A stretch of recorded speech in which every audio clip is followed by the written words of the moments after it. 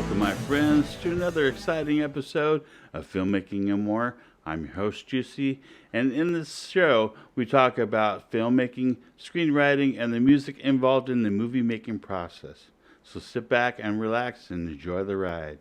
In this episode, we're going to look at video editing software and the options that are available. We're also going to be looking at feature requirements for today and whether you want to go free or premium.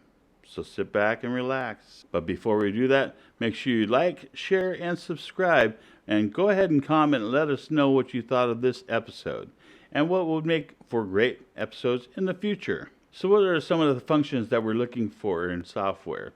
We're talking about rendering, picture quality, audio track manipulation, and exporting of files. So with rendering, the minimum is 720 and the max is 4K and anything in between. Picture quality, you're talking about color grading and everything else in between as well.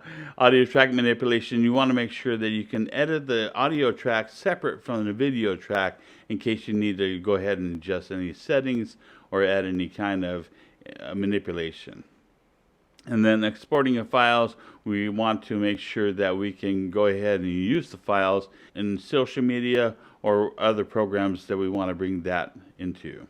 So what I'm going to show you is the 5 options for Windows, Mac, what I use, and also pay sites. So the list of 5 video software for Windows is Blender, Lightworks, Shotcut, DaVinci Resolve, and OpenShot.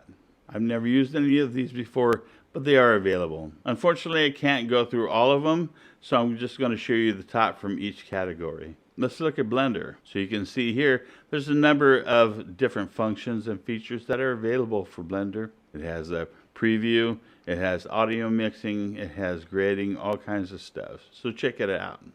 The next thing we're going to look at is for Mac, and there's KineMaster, Videorama, InShot, Video Shop, and Magisto.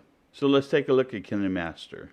So KineMaster, it has high resolution video layers,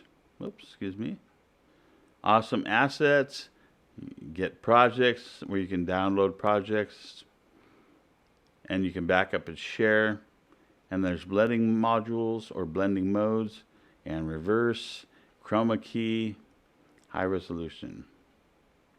So that's KineMaster. And here's what I use. I'm using OBS to record this right now. I'll then take it into iMovie and go ahead and put anything I want to add to it and then release it from there.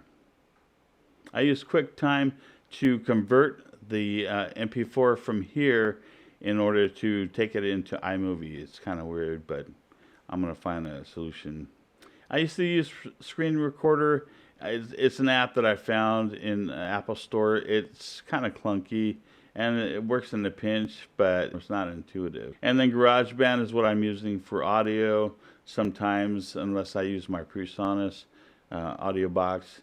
But that's also has some video functions that I haven't really dove into yet, but I might look into that as well.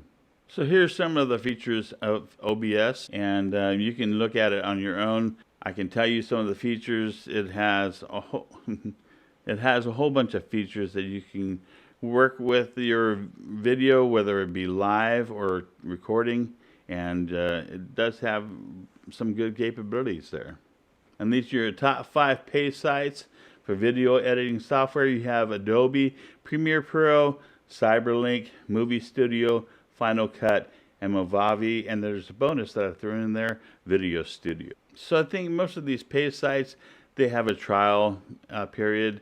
It was 7 days or whatever. I know Adobe is 7 days, and it's pretty good. I used it in school for a couple of times. I didn't really know what I was doing at the time, but I did use it. Again, some of the features, they're more advanced than what I'm using here in OBS, and of course, because you pay for it, right? And I want to go back to explain that some of these sites, the free sites, can be downloaded in a version for Windows, for Mac, for Linux or Unix. So it does have options. So as you go through and you see one that you like, find out if it has a download for your particular system. Hey, if you like this episode of Filmmaking and More, go ahead and subscribe to the channel, ring that notification bell so you know every time I drop a video. I want to thank you for joining the Filmmaking and More family. Follow us on Facebook, Twitter, and Instagram.